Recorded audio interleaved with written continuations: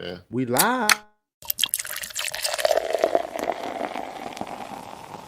Brews and Banner Podcast. Brews and Banner Podcast. What up? Welcome to Brews and Banner Podcast. I'm your host, Rob G. And with me, as always, is the legendary Brew Crew. What up, fellas? I was reading this weekend. Mama. Nah, it doesn't taste like dirt. My name is Lou Belgium, ladies and gentlemen. I'm wondering. Does Delaware have an actual culture? This is the podcast that we talk about beer, but we also talk about a lot of things that's happening in the world, politics, movies, anything really that comes to our mind while we're here sampling these brews. Grab a drink and pull up a chair. Ooh, we love you, Brews and Banner.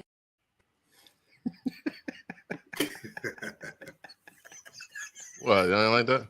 Yeah, they They be trying to keep me down. All this time. Never thought I'd make it out.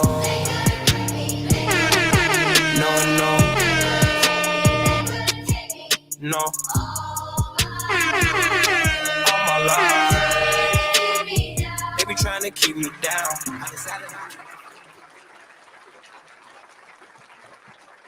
You know, I hope the rest of this album, when it comes out, goes with that song.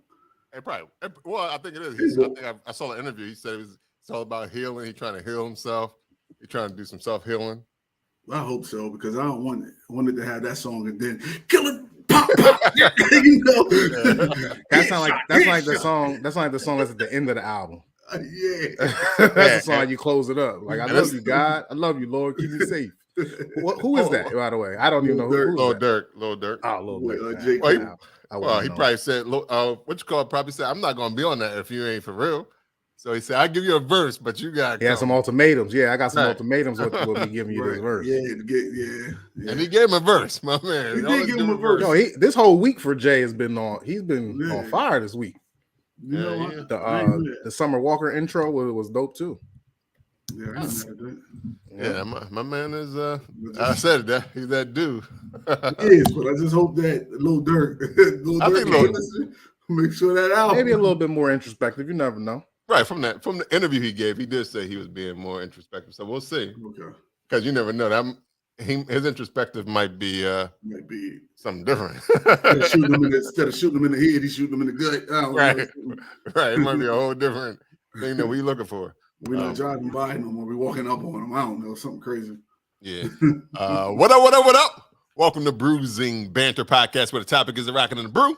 Well, happy to fuel, and I'm your host, Rob G. And with me, as always, the legendary Brew Crew. What's going on, fellas? Luke playing disappearing acts, like family things, man. Kids having questions that you got to answer. You can't wait an hour. Yeah. I got you. How y'all doing? I'm good, man. How y'all guys doing? I'm back. You know, you sound like Doctor. What's the fat doctor? The doctor that does the 600 pounds. Oh, doctor. So I don't know. Where? Oh, my 600-pound life. Yeah. The foreigner guy with the short guy with the glasses. Yeah, that's how Robert said. How y'all doing? he do get real monotone. Doctor. What is this? I should know this too. Doctor Definitely, he real forward too. Like, you need to lose it today. Right. His bedside manner is the non-existent. He didn't take that class in college. He did not take that. Doing my best, doctor. No, you ain't. You're still. You got to do better. 20 pounds. Much better is on the horizons for you. Yeah. Well, this is episode 206 of Bruising Banter Podcast. So I thank everybody who tuning in, listening, watching around the world. Thank you for joining us. If you're listening today, tomorrow, night, day, evening, this morning, this afternoon, whenever you listen, and we thank you for checking us out. Bruising Banter Podcast is episode 206, like I said. In honor of, I guess, Mental Health Awareness Month, we have a special guest with us this afternoon, this morning, this evening. whenever you watch it. This your new handle, yo? People get it. You don't have to. Once an episode is too much. So 2 times an episode. Right, yeah, Over the top. We're gonna do it at the end too. Thank you for watching this. You know it is. Please do. You No, know, I'm gonna do now it right we now. talk- So what? Before I bring in the guest for this afternoon, this morning, this evening. It's never gonna stop now. It'll be episode 258, and he's like, "This morning, this guest, this evening." You're gonna have to change your thing from master of podcast this afternoon, this morning, this evening. Right. We have Priscilla Murphy, licensed. Sorry. It's because you noticed it too. He thought about it. He thought about it real hard first. What? Priscilla Murphy, licensed therapist and founder and CEO of Nylex, Nylex Educational Counseling Services Inc. There we go. I wanted to make sure I had it right. So I had to go down and look at my note. I wanted to say it correctly. So we want to bring her into the podcast.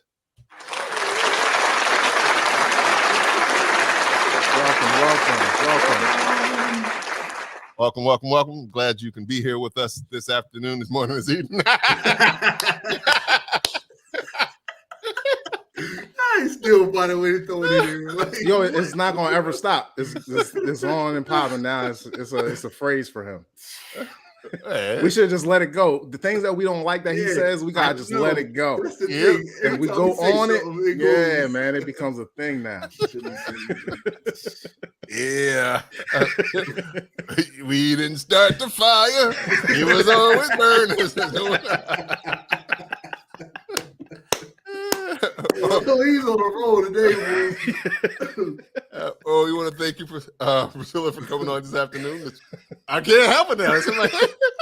Just say thank you for coming on. Thank you Yeah, for don't coming even, to the pod. don't even say the lady's name anymore, man. Episode 206. I was talking about this afternoon, this morning, this evening. I was about to say it again, but I did just say What's it again. the over under for that? 18. Yep. You right. Just like Please let it go. Thank you. right. Well, He may, we be, wanna- he may be talking to the right person for them penis fly traps. Many Actually, that was y'all. I just ran with it. That was technically y'all. Well, Priscilla, we want to thank you for coming on this afternoon. Thank you so much. Yes, we Appreciate you. do. I hope you are okay so far. He almost said it again. He almost said it again, and he called himself. We want to thank you for coming on episode 206 of Brews and Banter podcast. I'll say it that way. Yes. And thank you. before we get into it, we always like to know what everybody is drinking on. So, what are we drinking on? We always start with a guest. So, Priscilla, are you drinking on something today? Coffee. Oh, There there you we go. go. Coffee. Nothing wrong with that. Is that a sweet cream? Is it a sugar cream? How do you take your coffee, Miss I take Priscilla? my coffee with lots of cream, sweet cream. Okay. Okay. Is it a hazelnut tones? Is it a vanilla roast? Really? Isn't that how we talk about the beer? Why can't we talk about all our brew? Right, That's a right. brew. That Vanilla. is a brew. That is true. Yeah. You said, excuse me. What happened here? There you go. What was the flavoring? French vanilla. Okay. You can't go wrong with French Yeah, vanilla. I agree. French vanilla and the coffee is good. Mhm. Okay. Yoda, what you drinking on? Oh, oh. He always be mixing it up. You never know. You never know when it's your turn. I know it threw me off. I don't know. I thought he was going to me too. So I got Bangers and Mash. It's the ESB, Okay. Oh, nice. right? And this is from Crooked Crab Brewing Company. And I don't know where this is at though. I didn't look. Sorry, guys. Yeah, That's it's somewhere in Maryland, right? somewhere in Maryland. It Oh, sounds Oddington, Maryland. Odington? Is that how you said it? I No, don't no. know. Somewhere in Maryland. Ogden? uh, I don't know. no, Oddington. Yeah, Oh, Maryland. all right. But this is a 5% alcohol by volume, and it has your typical ESB flavors, like a little caramel flavor. You know, I got it in my Brews and Banter glass. So, but one thing I came to realize about ESBs, since we brewed our own ESB, Mhm. is that I like smoked ESBs and not just regular ESBs. yeah. That smoke really has something on it, huh? Yeah, like this isn't bad. Like I don't dislike it, but I like smoke more. Like Mm. Shout out So to Justin for that I idea. realized that. Yeah. Good job, Justin. Appreciate But it. all in all, it's a good ESB. I like it. I would pass me another. All right, Lou. I don't know if this is craft beer, but I like it. So I bought it. It's Peroni. I don't know how to say all What's that that, water? Italian stuff. It's like an Italian. It's the Italian Corona. Okay. That makes sense. Yup. Okay. Well, Yup. It's a okay. little bit lighter than Corona. Corona's a little bit harsh. It's a little bit disgusting. But this is not. This is definitely not terrible at all. This is better, much better than terrible. So, but I do feel that when you said Corona, I do feel like I could put a lime or something up in this, maybe some grenadine, and Right. Is it Or maybe is it the flavor you saying that's Corona-ish, or is it just like, oh, you know, It's the popular Mexicans- beer. Yeah, I guess it's more like the Budweiser of the Italian Italy. yeah, because So I it's guess like, the Corona is like the Mexican, Budweiser, Budweiser, yeah, or the Italian Peroni. Yeah. That's what like when you going that you makes going sense. around Yeah. Italy, everybody has Peroni on deck. Yeah. Okay. Well, yeah, this is when you go to Italy, he had to throw that up. Absolutely, he did. Why not? He the only one that been to Italy. There you go. And an Italian classic, so good. It is. Yeah, It is. It's nice. established in 1846, so that's dates slavery. It's older than the end of slavery. But it's very good. It's light, refreshing springtime on the porch, on your deck, your balcony, whatever. Cheers, man. I like this. Pass me another.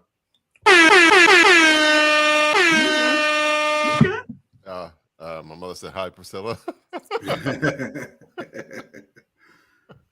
Hybrid. All right. And what do I have? I actually have from Green Bench Brewing Company. It's called Skyway. It is a hazy double IPA. It is 8.2%, and it is absolutely delicious. Oh, it is. It's nice and juicy. What kind of beer is it? It's a double IPA. Okay. It looked good in the glass. Hazy. It's smells good, tastes good, it's juicy. It looked like it smelled delicious, yo. It looks good. It You looks might like juice. this one. It's juicy. Yeah. When it's you not- say juicy, what you mean? Because it's not the juicy I'm thinking of. Like it fruit ain't the juicy juice? that. Yeah, it's not fruit juicy. It's Yeah. hop juicy. It's fruit no, juicy. it's like fruit juicy. Like what? Grapefruit, orange. Yeah, Which one? it's a citrus, so it's just like I guess you would say it's a citrus fruit. I'm not exactly what it would be, but it's like Now- a citrusy, probably in more of the grapefruit family, I guess. Okay. But is it sweet? Now- It's also sweet too. So there's Yeah, a see. grapefruit. Mhm. It's Maybe when some you oranges. hate when Is they're it not- is it the it's hop? not sweet. You think it's the hop in there, or is it actual fruit in there? No, it's probably the hop. The hop. Probably Okay. the hops. Okay. Yeah, Gotcha. yeah. I'm not sure what hops. But they see, use. Lou, you don't like it when they don't have a sweet element to it. That's what. Right. what it That's is. why I asked if it was the hop You or said- fruit. Because yeah. if the hop is making the citrus, then it's probably not for me. But if it's the fruit making it taste sweet, Yeah, like I don't think it's like a fruit. I think it's the hops that. that's making yeah, it. yeah. That That probably has just one of those. Okay. Yeah, but shout out to Green Bench in St. Petersburg, Florida. Mhm. Yep. And I'll pass me another. Yoda, where you get that ESB from? You got it from a bottle This- shop? I want to say from Rob. I don't. Yeah, Did I get this from you? shout out to Brian. Your bag right here. Oh yeah, Brian. Brian, yeah. His bag's still right here. He Oh, left yeah, there that one yeah. time when I passed him out. Oh, that's what's up. Oh, Oh, yeah, okay. yeah. Damn, that was Oh, like, yeah. damn. Yeah, because you was He came in, opened the grand coat, opened the grand coat. I was in and out, baby.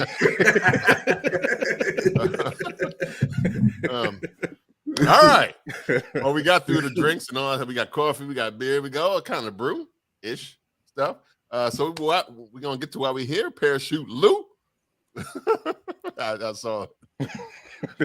Where are you jumping from into? Now I'll be throwing y'all parachutes just so y'all don't jump off the cliff. Oh, Gotcha. okay. So we want to get into Priscilla Murphy and what she's here for. So without, you can give us who you are, where you've been, where you come from, and what you're doing. So without further ado, we want to thank Priscilla for coming on the podcast. And the floor is yours. Until it's not. Well, first of all, you kind of introduced me. I am the CEO and founder of Nylex Educational and Counseling and Service Incorporated. I'm not just a therapist. I am a registered nurse as well as a registered parliamentarian. I've been doing counseling for 20 years, nursing for 30, and I look at a holistic approach, and I'm so honored that you're celebrating Mental Health Month, because what we do need, we all need a checkup from the neck up, and it's something that we don't do for ourselves. So I am honored to be here because mental health is important. Your brain is brain health. It is important. And so we kind of navigate through life without pausing to figure out why can't it be better. We just need the tools, and we need to talk to someone to kind of get to our better self, Right. And so that's what I do, and I'm passionate about all of us having good mental health, and then you can achieve everything. Without it, you can't. You'll continue to stumble and fall and hit a wall, and so we got to kind of let go of I'm gonna pray it away and the stigma. We got to talk about it.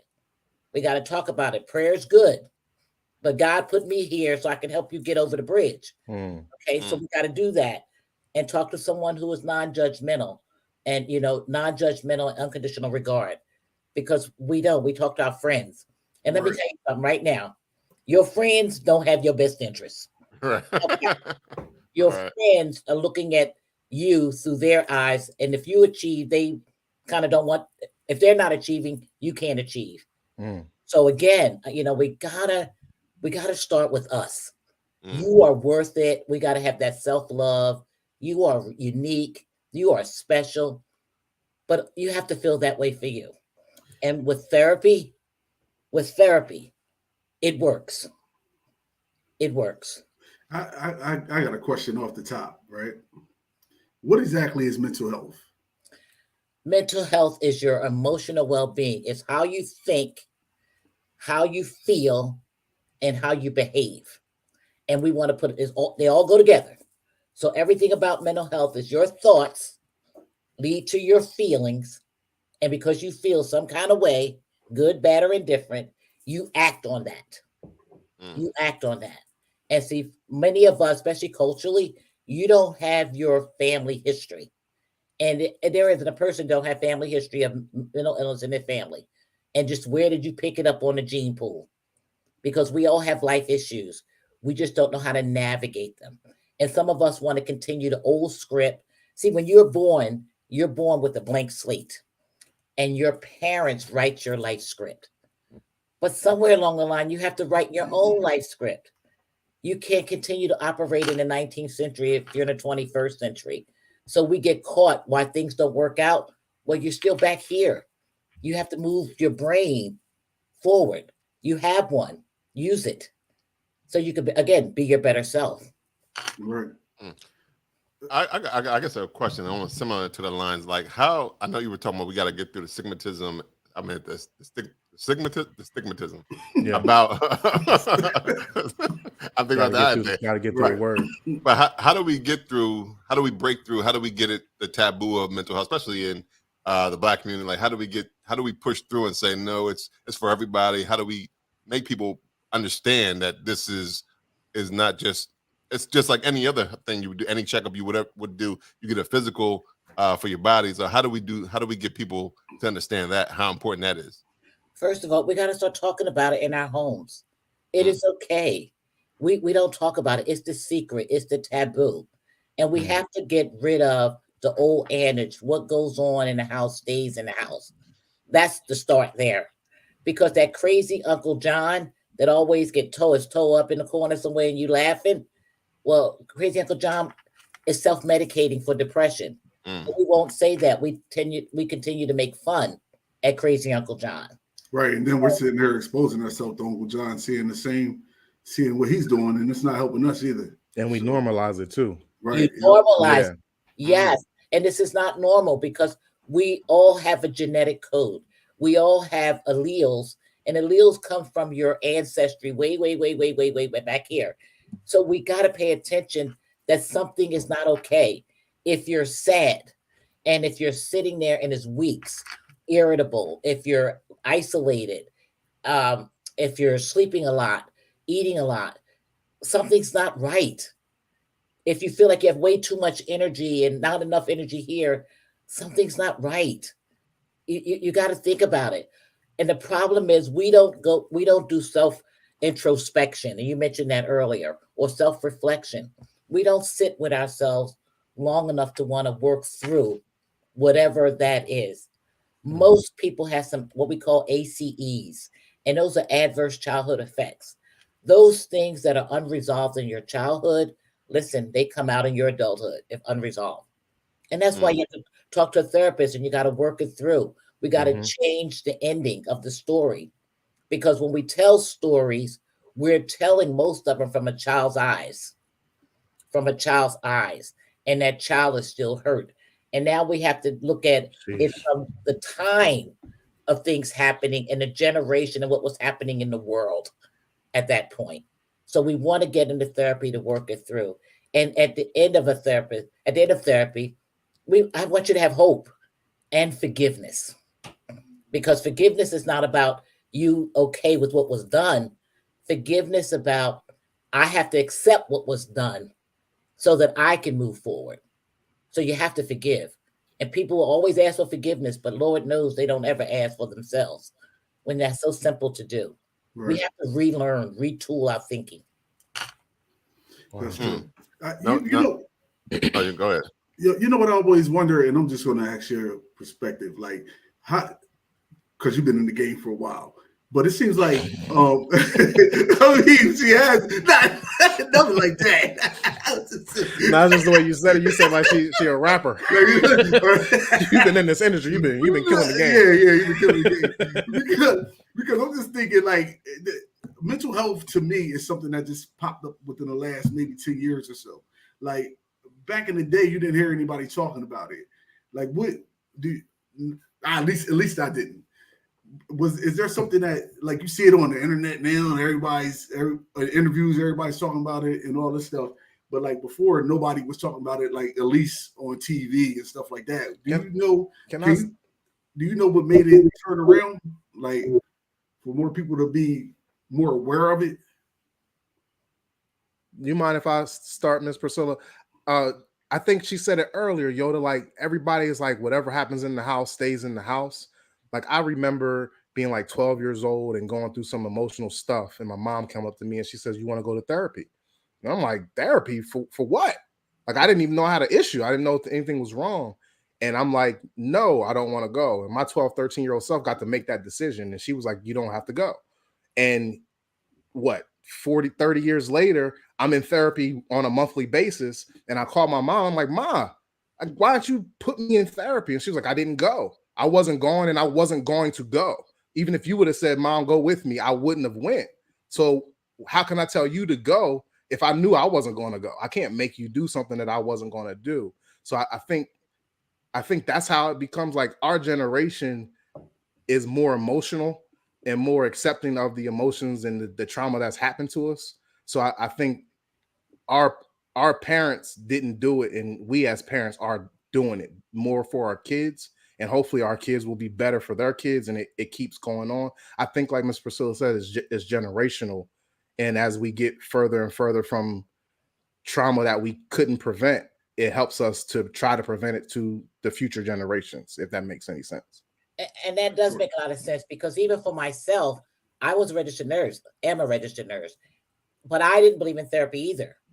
And as a nurse, I mean, I was like, therapy, I'm not telling anybody my business. That's my business.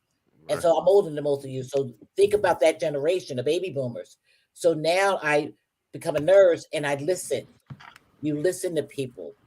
And what makes one patient get better and the other one with the same diagnosis not do so well? It's mental. So you have to look at what's on their mind. What are they facing? What are their traumas? What's their journey? What's their pain?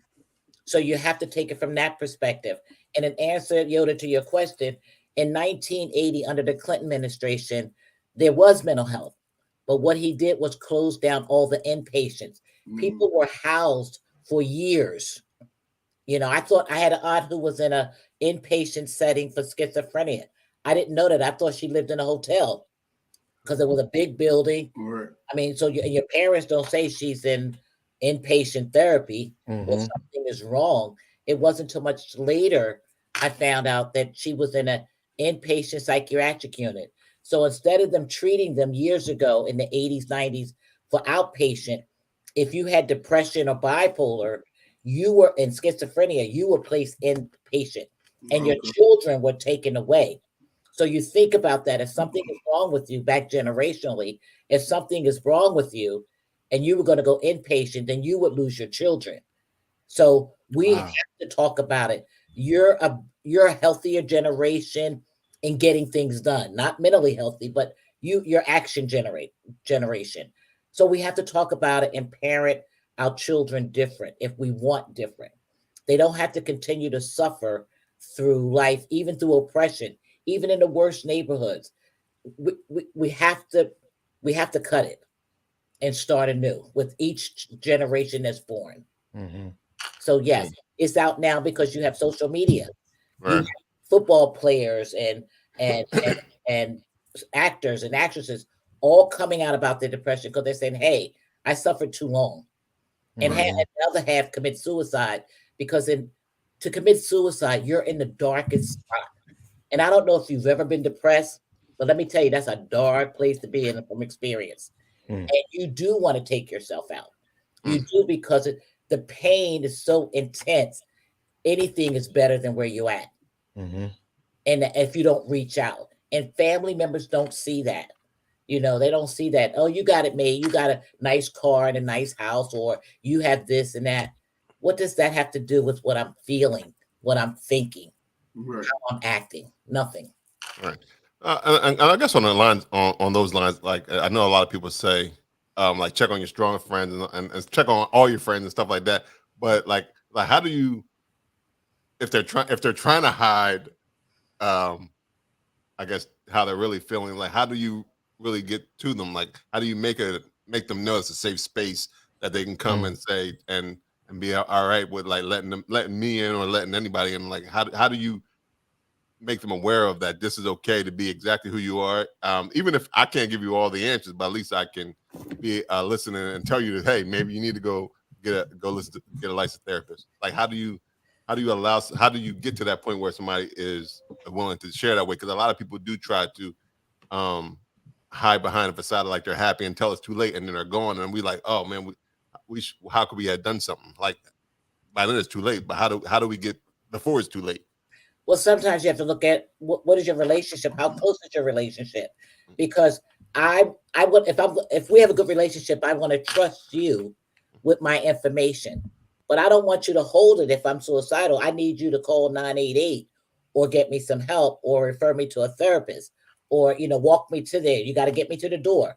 Because if I'm thinking Yes. about it, if I'm Yes. contemplating, you having a discussion with me won't do. You have to follow it to the end, but at the same time realizing you can't get sucked into the vortex of someone's depression. You don't own it. Mm. Sometimes we get where we want to own it and fix it. You are not equipped to fix it. And as much as I'm a therapist, listen, I can call 988 and get crisis mobile there. Okay. Because when people sometimes are contemplating even suicide or you've talked to someone, they won't reach out. Mm. They won't reach out. You have to, if it's someone you love and care for, have to say, I'll go with you to your first therapy session. I'll go with you to get the help you need. Yes. But you have to, people are quiet about suicide. But when something changed, when you see a change in their pattern of behavior and it's different from what you're used to, something is going on. Something is, if I'm more irritable, if I'm more isolated, if I'm giving you things, giving it away, then you should be mindful that something else is going on. So is it safe to say, like earlier you said, friends don't really want to see you succeed, but in that same breath that what Rob's saying, like us, because we're not therapists, but we're friends. If we see somebody in a way, it's our job as their friend to just lead them in the right direction, but not to own their depression or if you try to help them and they don't ask for the help, you have to let it go. You Is have that to what? let it go. And it's okay to let it go because you might want more for me than I want for me. Right. And yet you've given me Wow. the advice. So I either do it or I'm not. And not everyone wants the advice. I'm happy that you're loving on me and you care about me, but there's things I'm not telling you Yeah. because I can't. It's the shame. Mm. It's guilt. So I'm not telling, even though you're my confidant, I'm ashamed. You think I want to tell you that you think I want to say to someone that I was traumatized by whatever, whomever, and I'm a man? I'm Right. not going to tell you that. But that's haunting me in my head. So I need to talk you. So you got to get him to talk to someone. And please understand this about any therapist. If you're unable to work with them and to be honest and authentic and really let it all out, find another therapist. If you think this isn't a good match, we're not gelling, get out. Get out and find a new one. It may take you 2 or 3 times, but that's okay. Because in the climate post-COVID, getting a therapist is extremely difficult. We are all booked. Well, Yeah, COVID did Yes. I Yes, get it. y'all are. Yes, Yes. y'all are. I understand. Yes, we are.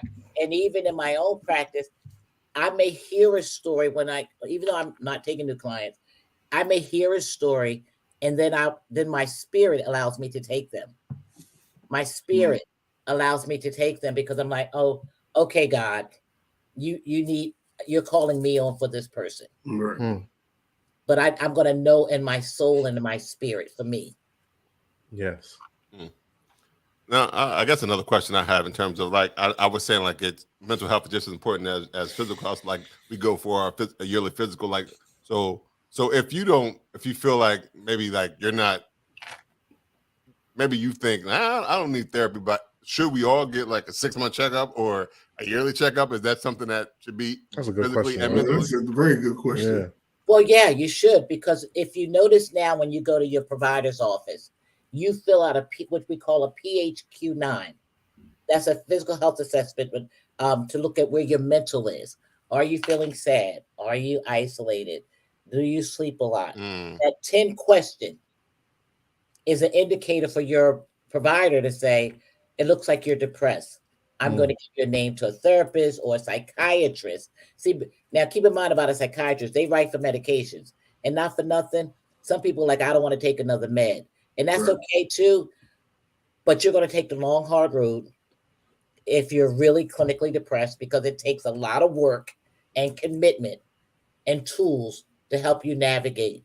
And then you might need medication because there's 5 other people in your family on medication. You're not exempt.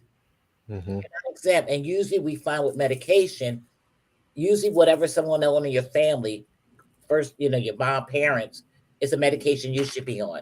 But that's something you should work through with your psychiatrist, and your therapist should be talking.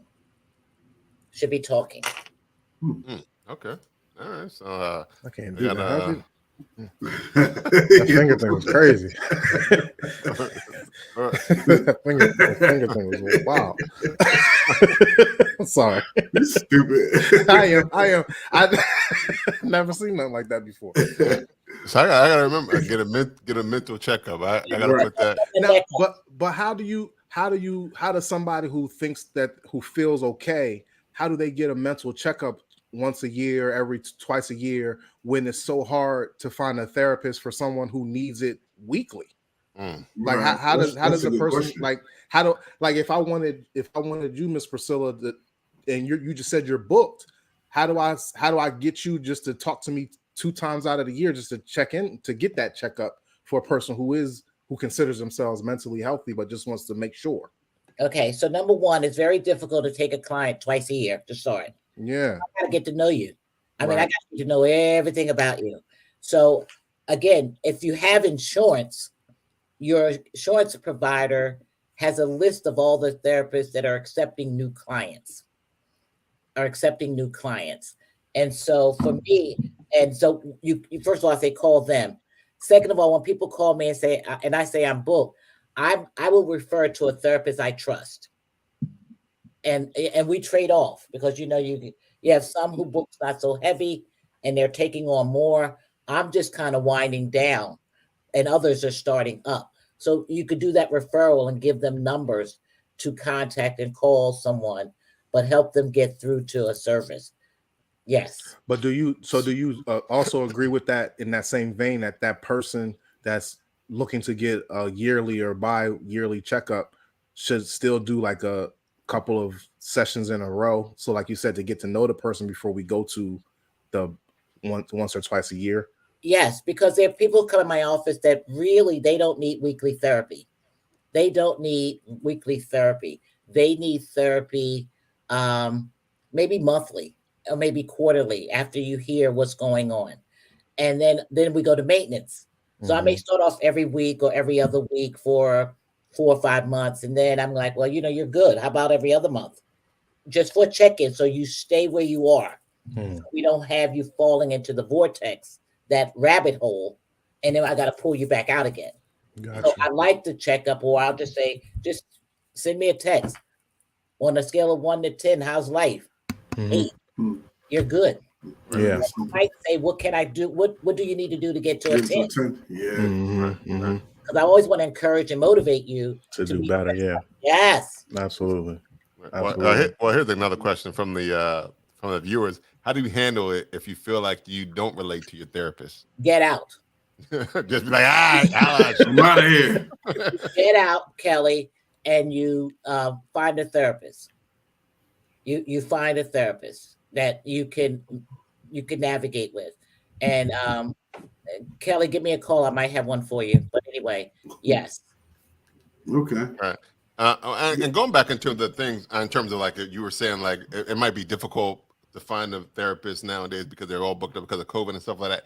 And if you're only looking for like a checkup a yearly, or like how do like some of the apps I guess work? Like some of those apps or meditation and things like that, or like BetterHelp and stuff like that. There's some of the tools that you can use as well if you feel like I'm in a good space, but I could always be better. Like are those some things that you would recommend?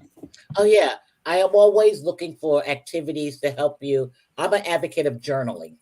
Okay. In journaling, and as well as the mindfulness and the calm apps. But sometimes you just need to vent. Right. You need to talk with someone.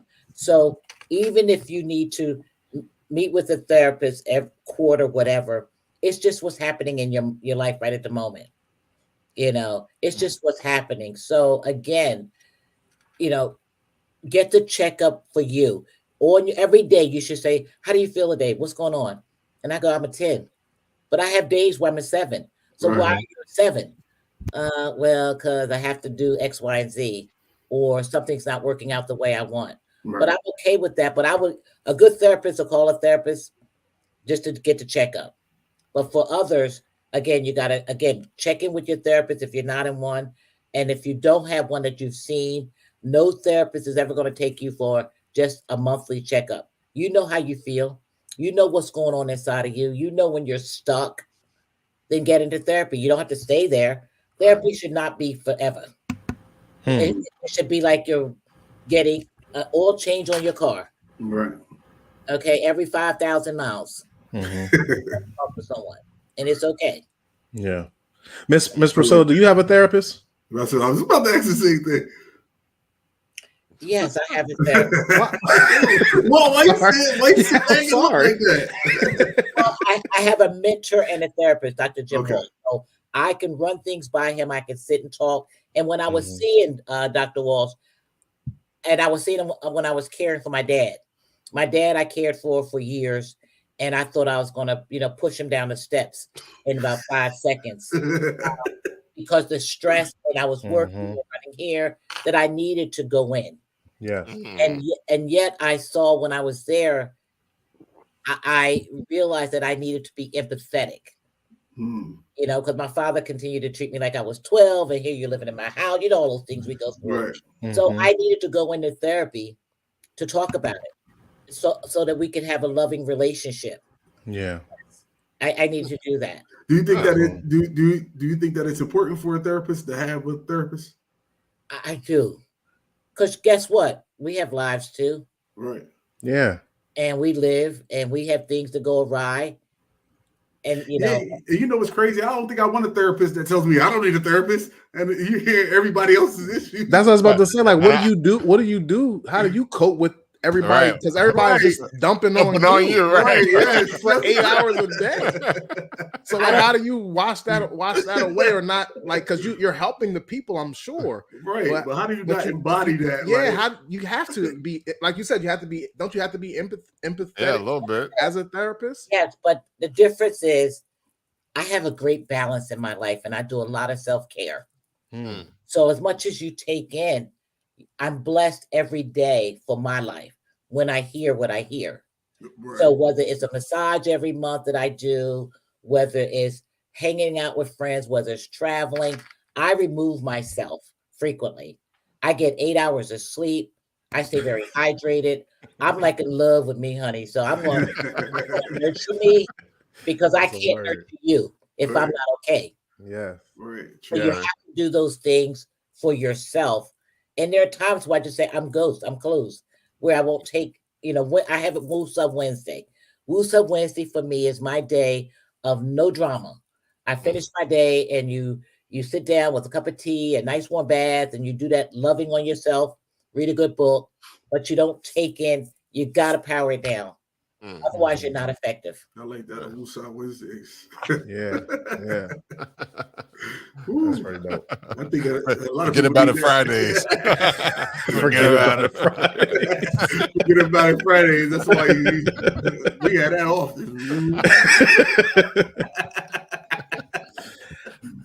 I have a question from one of our fans. It says some people deal with grief by and stress and coping with alcohol. And you mentioned that as well, talking about the uncle in the corner. How does somebody that's suffering from like a loss, death in the family or something like that, and they turn to the bottle or some type of drugs, how do you, not you, but how does that person, what is another coping mechanism that they have before they would think that alcohol or drugs is the answer during a time of death in the family or grief or something like that? The sad part about that is that you haven't taken care of yourself. We all will come across a loss and grief, number one. And so one of the tools is you need to get into grief counseling or a grief support group, because you're drinking and self-medicating and you're feeling regret and guilt. So you have to live your life with no regrets.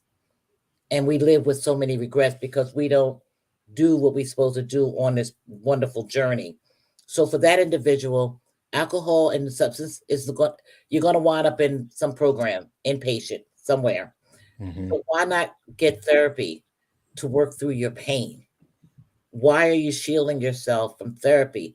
As much time as you spend drinking, you're going to spend an hour with your therapist. That's self-love. That's self-care. That's self-care, because grief is difficult. Whether it's a human, whether it's an animal, it's difficult to get through. And there are just stages. And you'll bottom out if you don't talk to someone who is non-judgmental.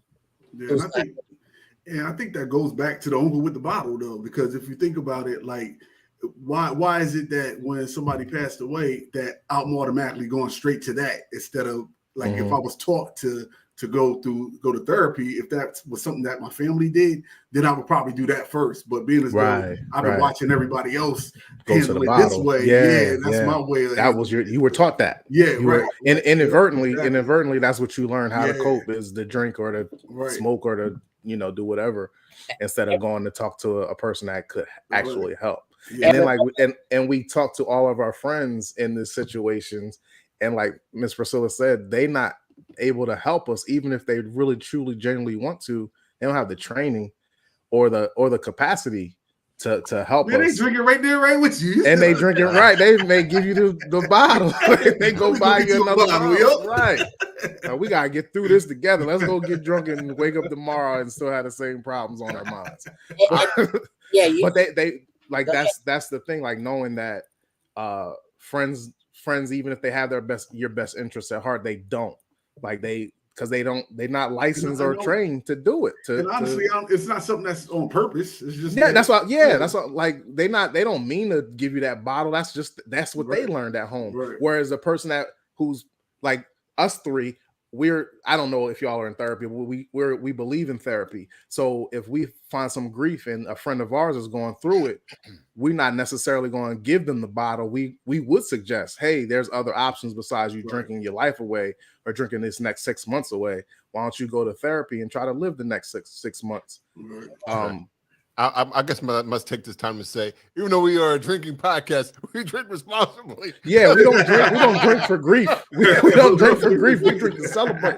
It's a celebration, baby. It ain't no grief drinking over here. I don't like being hungover. Fuck that shit. Me either. I don't understand how you drink for grief. Like you got to be drunk all the time because that hangover is ridiculous. Right, and then like stupid. Because when is the grief over if you keep drinking it?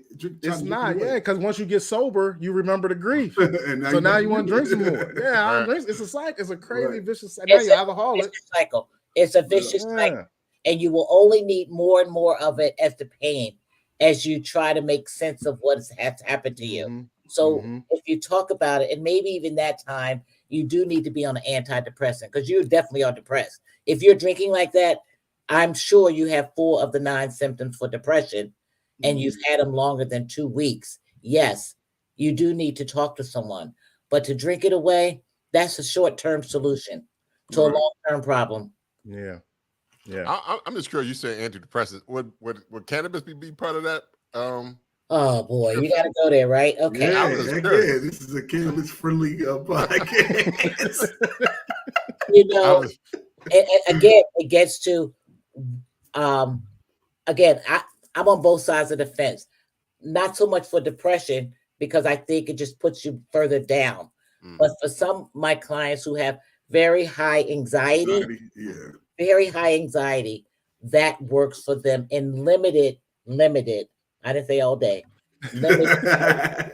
Okay, to put that thing on your tongue or to take that one hit. But for depression, you want to get to the root of the problem because depression, 57% of people who have suffered depression commit suicide. And so you think that smoking, where's it going? It's going to take you down the rabbit hole. It's going to take you down. So unless you're managed with your doctor or your therapist or your psychiatrist, few of them will prescribe today. That doesn't mean in the future we won't. And like I said, I find it has some good effects for some and not so good for others because you're smoking every day and now you're on medication. Well, something isn't working. You're in a dark place. Well, because your medication can't work because you done smoked it all up with marijuana. It's not effective. Yeah. Takes it off balance. I just got to go back to that. Do you feel the same? Go ahead, Rob. I know you can go.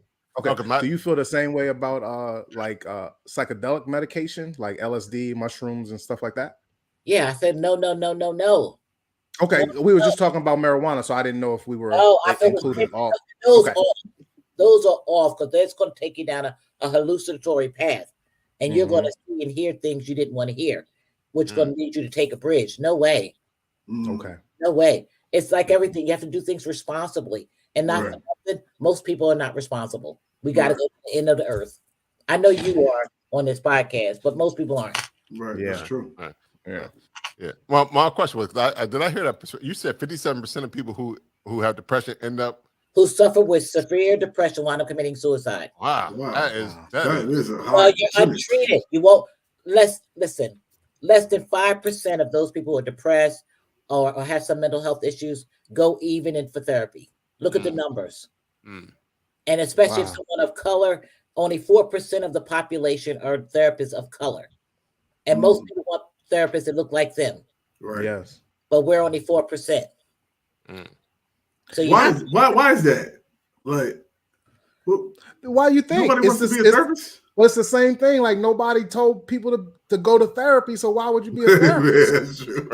Like we out here dribbling the basketball, baby. I'm out here. I want to be basketball is my therapy, baby. I was told to be a dentist or obstetrician. Ain't nobody telling me to be a licensed. I'm gonna be a nurse. Like even you, Miss Priscilla, you was a nurse first. Like, and then the therapy came along later. Like that's why. It's like I think it keeps on. It's generation like our kids are going to be more therapists in that generation and so on and so forth, and it may not it eventually get to the 14% of the black population. Right. I think so. I Hopefully. think so. But with that, it's 14% of black people in America, and it's only 4% of therapy. And I know me personally, when I look for a therapist, I want a black therapist. I've had a white therapist, trash. And no, I don't know if it was because they were white or what, but trash. And the black therapists that I've had have been better for me. And the therapist that I have now is really, really good. Why do you think that people want? It's a two-part question. Why do you think that people always want to have therapists that look like them? And then I had a question that was posed to me for this today, and it says that some black women don't want to have black women therapists. Is that a true statement? No. Okay. So so the first part of the question is, why do you feel like people want therapists to look like them when they're being treated? Because we know our history and we know our journey. And we have that understanding of family culture. Even though we're different and some things are different in each of our family, we feel as though you get it. My clients tell me all the time, who walk in there and say, oh my God, thank you, you're black. Or that look on their face. That look on their face that they finally found someone who could relate. Could relate about, mama's role in the house, dad's role in the house, being raised. So they do better. And I have a huge female population, although my black male population has increased since COVID. And I'm now having more black men because they're telling black men I'm in therapy that are coming to therapy. They come into therapy. Wow.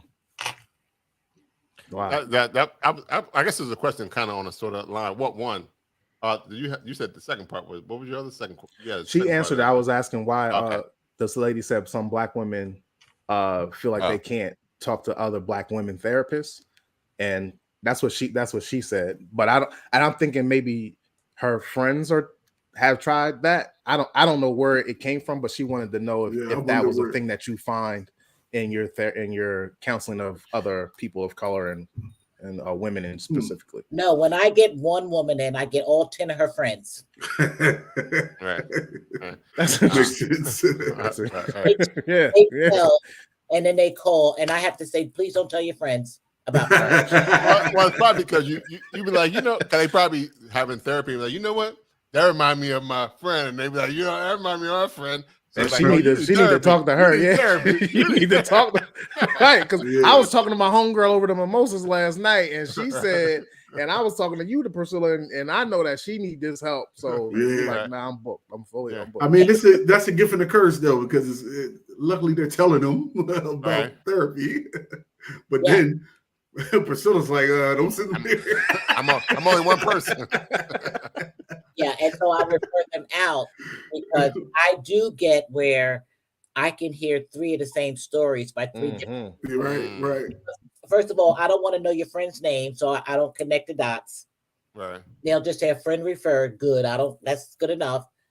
And then you'll start to put the picture together. Right. But I have more black women in my practice, always have, again, because they do tell.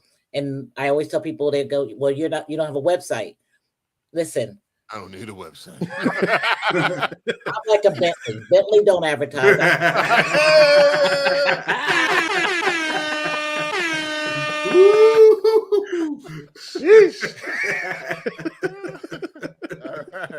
No, you're not going to find a website. Yeah, I wish you would have said that at the end. That was a mic drop right there. I know. That we don't got no website. I like that. Well, there you go. Some people think you seem like somebody you can talk to, or others you still might feel judged by your therapist, and if you don't give that, get off, because I'm sure that probably is a lot of things going to people's mind. Like, do I really want to tell this story? Because I was terrible. I have to say this about my clients: they don't have secrets. They are free, whether they're male, female. They'll say things that you don't even think you know. And it's okay. Listen, I'm not here to judge you. I'm here to get you to the other side to be your better self. And who am I to judge? I don't have power to judge you. I'm a human being and I have a life. So I'm not going to judge you, but I want to help us work through it. Right. How do we work through it in a safe and loving manner? Period. So today I could be somebody's sister in therapy. I could be their mother. And I like that because then all the ugly they feel about their mothers, they could take out on me. So I need to be whatever they need me to be to get them across the bridge. Right. Right. Wow. I'm curious to know in terms of, I know you were saying since COVID, you've been like, it's been even more busy in terms of that. Do you think that's because people were in isolation so long, so they did some self-reflecting and like, hey, I need some therapy? Is that one of the reasons? Yeah. COVID-19 made you stop. You were running. I love it. Everybody's always busy. That's a bunch of crock. Everybody is always busy doing nothing. Right. And COVID made you sit with yourself and even look at the partner, the kids, whatever you had going on. And you had to sit back and go, if I survive this, what do I want to do with the rest of my life? And now I'm stuck. I'm stuck with anxiety, depression, whatever. That's real. That was, Yeah. oh my God. And we had a I guest remember who that. said that same exact thing. Yeah. Yeah. Yeah. So and that social isolation, you needed human beings. And you forgot your skill set and how to even behave outside. Not everybody. I didn't need those human beings. And I tell people, I said, COVID was wonderful for me because I'm an introvert and I kind of like, I was happy in the house. Me too. And I didn't miss a beat. Plus I was kind of paranoid about COVID. So, hopefully, but I had to still adjust because I had to do Zoom calls with friends. On Sunday is my call day to call friends to catch up. I had to put some things in place. And I still had to learn to get up and get dressed because COVID, y'all, everybody was in sweatpants. Right. Yeah, I still haven't put on a pair of jeans. Jesus Christ. I ain't put on a pair of slacks. I haven't put on a pair of slacks. Yeah. Joggers. Joggers and jeans for me. I haven't done no slacks. See, when I was in the mall the other day, I was in the store at Target, and every person that came out of there had on what are they being called? Leggings. I said nobody put on slacks. No. Everybody had on black leggings. I was just sitting in the lot watching. Mm-hmm. That's So we got right. lazy. We got lazy in our personal self-care. Imagine that. Or Yeah. maybe what if that is their self-care, putting on leggings instead of jeans? That's what I was going to say. What if like, in 2019, putting on the jeans and the slacks was just like, this is uncomfortable, but it's the norm. And then in 2020 with COVID, we just went through all this, like, it don't really matter what I wear. It matters how I'm perceived and what I say. Right. So I'm going to wear I'm going to wear my jeans or my sweatpants or my jeggings or my leggings or whatever, because I could care less about what the outside perceives of me. And like you said, my self-care is all about myself. And I feel good in this Walmart outfit. I'm going to continue to wear my Walmart clothes at the mall now, at Target now, at the wherever. Right. And yes, you can, because I wear jeans. I've never wore jeans up until like now. So I can wear jeans now, but I have to do all the other stuff. I'm not just talking about sweatpants. I'm talking about basic hygiene. Don't come out funky. At least take a bath. Wash your body and then put your jeans on. And then put your sweatpants on and your leggings on. Right. But we're first. That time within ourselves. Just the little things. It made too easy. Yeah, make sure you wash up, but guys, brush your teeth, wash your face, all that good stuff. Yeah, that is self-care at the that's the initial self-care, right? Yeah. Well, you know, it's crazy because when I see people like that don't do any hygiene, I automatically think they depressed about something. So it has to be. I'm like, you don't even care about your body. Like, it's definitely not the 1700s, bro. Like, soap is here for a reason. So if you're not using soap, it may be something wrong with your mental. You could but that is because when you are becoming unkept in your appearance, that is your indicator. Patterns change of depression. Oh, yeah. So you got to start to look at that. So you went from this, and now I'm looking at you. Your hair is greasy. You don't. Something else is going on. Because it takes a lot when you're depressed to get dressed. Where it take you not half an hour, it may take them 3 hours. Damn. They have no energy. Well, the women always depressed because I feel like it takes women 3 hours to get dressed every. And some dudes out there as 4-hour dressers too. You can't just blame that on the ladies. But it's more ladies than men, for sure. I'm curious, is there a difference between just being depressed and clinically depressed, or just that means that somebody just talked to him? Or it is a difference? There is a difference. When you're just depressed, say you lost your job. Well, you have a sense of sadness, you know, and I'm sad and I got to figure it out. So I can't get up, I sleep, I cry, whatever. Now, clinical depression means you have to have 4 of the 9 symptoms: social isolation, sadness, irritability, insomnia, all of that, for longer than 2 weeks. Oh, yeah, I did hear her mention that 2 weeks. Longer than 2 weeks. That's a clinical diagnosis of depression. That's the threshold, is the 14 days, 2-week thing. Yeah, that 2-week thing.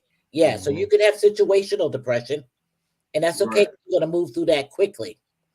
But when you have clinical depression, the neurotransmitters in your brain, serotonin and dopamine, isn't operating well. You got low doses. We need to up it up a little bit. So yes, there is. You just don't get a depression. Sometimes it's called adjustment disorder.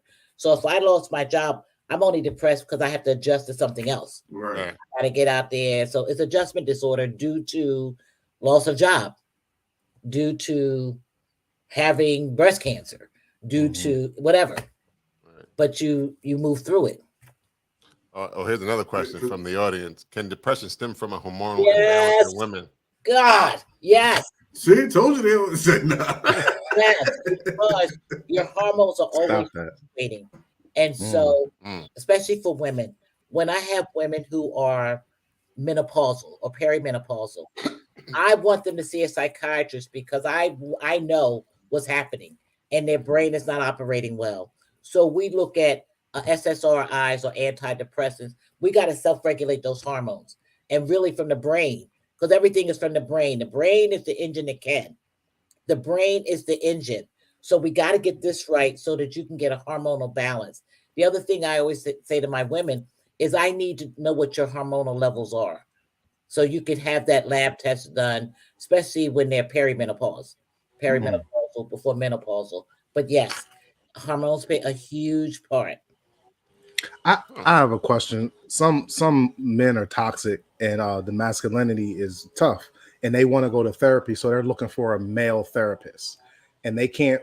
I'm assuming since it's only 4% of therapists are black, that's less than 2% are black males. Yeah. Just because So how would a person who's only looking for a black male therapist in these times find a black male therapist? And if they can't, which will almost is very, very difficult, I'm assuming, what would you suggest for them to do in the meantime while they're searching for that male therapist? And same for a woman who's looking for only a woman therapist or whatever genre of therapy you're looking for. Well, first of all, there's a Black Girl website, and the same for Black men therapists. There's a website that lists by state. And there are black male therapists. And like you mentioned earlier, why are they just 4%? Well, first of all, just to get through the program and to be licensed, it takes 7 years. This is not like you go to nursing school for 4. This is like going to be a doctor. Yeah. Right. So the program is lengthy and very taxing. So it takes work to be a therapist. But I would look up black males, and also you can always call again your managed care company, whoever your insurance, and say, I want a black therapist. Now I do some employee assistant, or used to employee assistant, and they have to pay for the individual, even if you're out of network, to have a black therapist.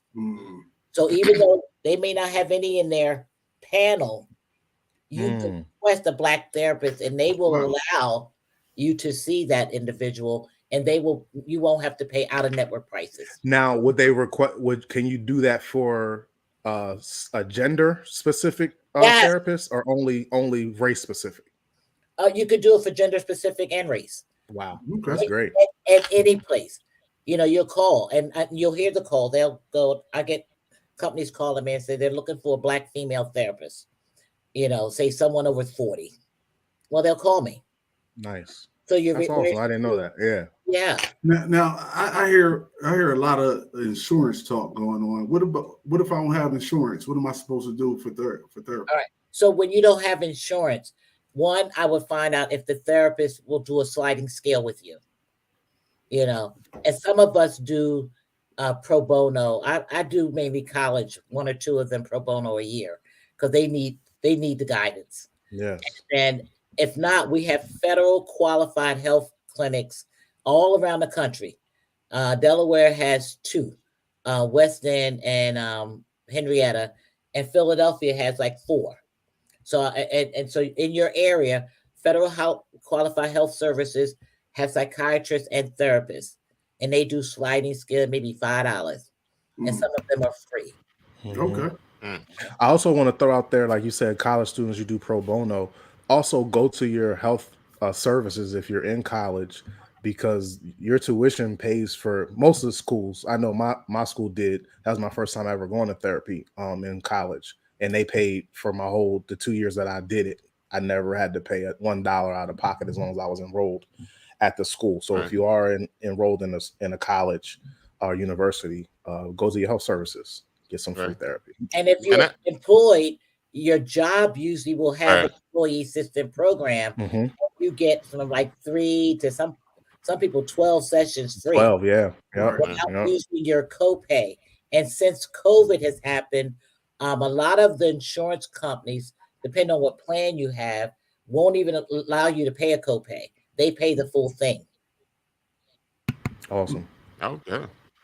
Give me my money. Keep my money in my pocket. and get your mind right. You got your money and your mind right, man. It's Friday night. All right. Forget about it Fridays, baby. I need that for forget about it Fridays. Forget about paying that copay. I had a question. I lost it. Dang. Well, I got a question. I'm gonna read this right off the person how they read it.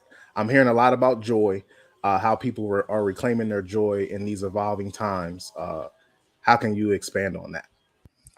Okay. It's funny because I'm doing a thing tomorrow on joy, finding your joy, keeping your joy. See, we look at happiness, and happiness to me is unachievable. Happiness is when I get off a roller coaster. I am happy and excited and scared to death. Joy is the things that matter in your spirit. So for me, the joy is I look at those things that I value, family, my grandchildren. When I think about them, I have joy. It's just joy. We don't know how to achieve joy because we're too busy looking at the other things we don't have. And yet it sits right there on our chest. Everyone on this call has joy, but you have to find joy for you.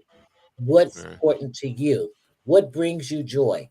I don't need 20 friends around me to bring me joy. That's happiness. Joy is the memories that I take away that we had a good time. It sits in your spirit. So we have to understand the term joy. Bruce and Banner podcast brings me joy. Right, and that was funny. I was watching a YouTube show with Tom Hanks on it, and he was actually talking about like happiness. Happiness comes in waves because you have to have happiness and sadness at the same time. So he's content. He's content with his life because he knows where happiness is and he knows where sadness was. So that's where joy.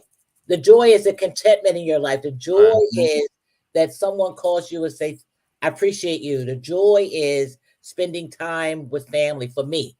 The joy is having good, healthy friendships. And you'll need more than 5 because any more than 3 actually is too much work. So I don't take on friends. I'm not doing it. So I have joy with the roots that I've made with my relationships with friends. Joy. Right. That's joy. There it is. Like that. Do we have any more questions for Miss Priscilla? As Lou was saying, Miss Priscilla. I got more questions. That's cool. What does one do when there is strength to continue, but no means to continue? There's strength to continue, no means. So you have to define means. I think what the kid, like, it was this is a young friend of mine who asked this question, and I've been telling him to go to therapy for 4 years now, and he's maybe like 23 years old, and he's been just fighting with his inner self of not thinking he's good enough. I don't know whoever told him this. I've known him since he was like 4, and we've always been telling him he's a great kid. He's a great kid, but he always has these demons like, I'm not good enough. I know I have the power to do it. I just don't have I think he needs direction. And I think, like you said, I'm his friend. He's my nephew. I'm his friend. I'm his uncle, but I can't, I don't have the capacity to help him the way he needs. And I tell him, like, go to a therapist, but young kid thinking he know everything. And he don't have a father in his life. No, he doesn't. His dad passed away. How I pulled that out. Yeah. Because when our young Black males, especially in their 20s, have not had a father, I hear this all the time from my young men, they don't feel worthy. They feel like the guidance that they have, even though you do it, maybe his mom do it, but it's not what I want. Mm-hmm. So I'm not good enough because I wasn't good enough for my father to spend time with me. Wow. And so we got to work through that in therapy. And usually what I have them do is write their father a letter and cathartic it all out, because I got to shift them, because your father was only your sperm donor, but the men around you are your father. So we have to look at father. It's like mother and father. We got to look at them differently. Not all fathers can be fathers. Not all mothers are mothers. They just can't. They may have harvest, but they can't nurture and give because they're so wrapped up in themselves. So we have to change the direction. That's why I hate them damn Hallmark cards, because they lie. And we bought the lie. Mm-hmm. Now we're stuck in mental turmoil about what a father and a mother should be versus what I got. So we got to change the dynamics there. But Lou, repeat his question again? He says, what does one do when they have the strength to continue, but don't have the means to continue? I think I literally think he just needs direction. Like, he needs direction that he's willing to listen to. Yeah. You know what I mean? Because like, I'm not saying that I'm giving him correct direction. Yeah. He wants to. I think that's the means. Like, I want to change. I want to be better. I want to do things that I'm not doing now. I just don't know how. And I think the how is find a Miss Priscilla, find a Mr. Priscilla. Like, find a man or a woman that can help you, that is trained to help you. Like, your big brother's not going to do it. Your uncles, your nephew, like anybody in your life. I think that's what you're saying, Priscilla, is like, the people in your life want to help you, but we are not able to because we're not trained to do it. But see, I feel like that when somebody asks a question like the way he asked the question, it's almost like you have to want it still, because it almost sounds like he don't want it if he's not even, like you said, you've been telling him for 4 years to go to therapy and he hasn't made a move yet. It's like, do you really want the answer to your question, or you just really just I don't think it's necessarily that either, Yoda. I think it's a matter of when it's right. Like, I can keep beating, like, you're not necessarily beating a dead horse if he lives long enough to hear it. And if he's 30 and he finally is like, yo, Uncle Lou was right. I'm gonna go to therapy. And then it comes to fruition for him. He has the answers in his means and he's finding a direction. It don't matter how long it takes. I think we have to keep putting it out there. Like, go do this. And it's up. I got to leave it alone once I've already told you. Yeah, that's and I'll keep on. Yeah, it's definitely up to him. Yeah, you're right. Yeah, I guess you're right about that.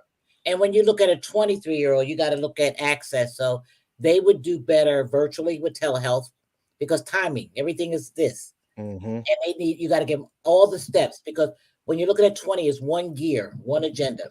So I have to give them all the tools. Here's 3 names. You need to call them Monday at 3:00. And now I might text you because they're 23. Got to look at where they're at, because you got to do a little bit more push, because they're very forgetful and they go on with life. But his suffering is he does need therapy, but again, he has to want it. You wanting it for him is not going to do. Yeah, I've told him that. I've definitely told him, like, it's not my fight, bro. I'm only here for your guidance and the help, but I can't help 100%, not at all. I don't No. even want to. I don't want that. Oh, don't take that on. That's too much. No, I don't. Right. I got you. Any more questions? Yeah, I got another Got question. one I do have another question.